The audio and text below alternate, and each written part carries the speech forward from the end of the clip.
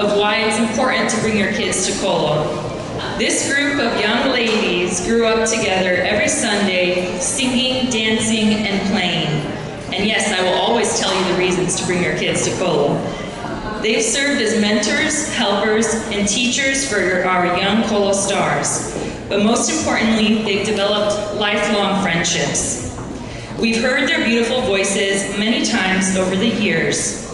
Melanie Grbovac, Ika Vukic, and sisters Juliana and Nicoletta Bon will be performing 2 songs by Klapa Anđela, Oj da mi je cimentati more I noćna muzika.